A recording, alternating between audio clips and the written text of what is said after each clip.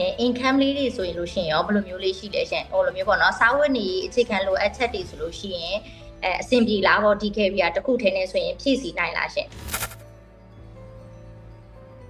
ဒီ career အနေနဲ့ဆိုလို့ရှိရင်မြန်မာနိုင်ငံမှာကျတော့ကိုယ်ပိုင် animation တွေထုတ်တာမျိုးတွေ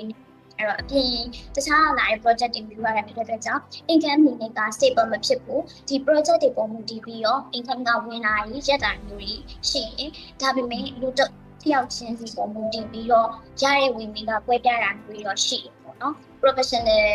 လုပ်တယ်နောက်တစ်ခုကကျဘလို့ experience တွေရှိတယ်ကိုတယောက်တည်းအားနေရောတခြားဘာတွေလုပ်တယ်အဲ့ပေါ်မူတည်ပြီးတော့ income ကသွားတယ်အဲ့ဒါကြောင့်ဒီ income တစ်ခုတည်းကိုပဲဒီကိုပြီးတော့ရက်တည်ဖို့ဆိုလို့ရှိရင်ထပ်ကောင်းဖတ်နိုင်တာမျိုးလည်းရှိတယ်ဒါမှမဟုတ်ကိုပေါ်ပဲမူတည်ရတဲ့အတွက်ကြောင့်ကိုလုံးနိုင်လုံးနိုင်တဲ့လောက်လည်းဝင်နိုင်တဲ့အရာကိုပြောလို့ရပါတယ် income ကတော့ဟုတ်ကဲ့ပါညီမလေးဟုတ်အဲ့တော့ညီမလေးလိုမျိုး creative ဖြစ်တဲ့ career မျိုးလုပ်ချင်တဲ့အမျိုးသမီးလေးတွေရောညီမလေးဘယ်လိုမျိုး message မျိုးပေးချင်လဲရှင်ဒီအတန်တရုံဆောင်ဆိုတာကလူတိုင်းရဲ့စကားပြောတတ်တာဖြစ်တဲ့အတွက်ကြောင့်ဒီဟာလေးကိုပတ်ဖို့ပြီးတော့ voice acting အတွက်လေ့လာတာမျိုးလေးလုပ်နေဆိုလို့ရှိရင်ကိုယ်တိုင်ကဝါသနာပါတယ်ဆိုလို့ရှိရင်တကယ်ရလေးကကိုရှောက်လန်းလို့ရတယ်ပေါ့နော်လူတိုင်းရှောက်လန်းလို့ရတဲ့ပုံစံမျိုးမျိုးညမှာရှိတယ် voice acting မှမဟုတ်ဘူးဒီ narration တွေရှိတယ်နောက်တစ်ခုက audio book reading မျိုး sound ဖပြတဲ့ဟာမျိုးတွေလုပ်လို့ရတယ်နောက်တစ်ခုကဒီ commercial လက်ခံတာမျိုးကြော်ညာတွေပြောတဲ့ဟာမျိုးအဲ့ဒီ category ရှိရဲ storytelling လိုမျိုးဒီရုပ်ရှင်တွေအကြောင်းပြောမလားဒါမှမဟုတ်မှုကြီးအကြောင်းပြောမလားကိုကဖျားကိုအားတာတဲ့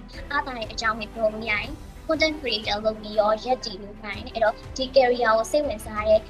မြန်မာလေးတွေအမျိုးသမီးလေးတွေရှိရဲဆိုလို့ရှိရင်ဒီ career ကကိုယ်တွေ့ရမှုပုံတည်ပြီးတော့ရက်တည်လို့ရတဲ့ career တစ်ခုဖြစ်ပါတယ် career နဲ့ရက်တည်မယ်ဆိုလို့ရှိရင်အခွင့်အလမ်းတွေအများကြီးရှိရလို့ပြောပြရတယ်နော်ဟုတ်ကဲ့ပါညီမလေးစိတ်တိုင်းကြတယ်ဆိုတော့အတန်လေးကိုတည်းလေးတရုပ်ဆောင်ပြီးလို့ရမလားရှင်ဒါ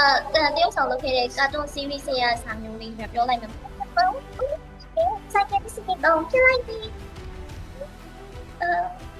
မီးမသိလို့ပြလိုက်နေရပါဒီ remake ဆိုတာကဒီ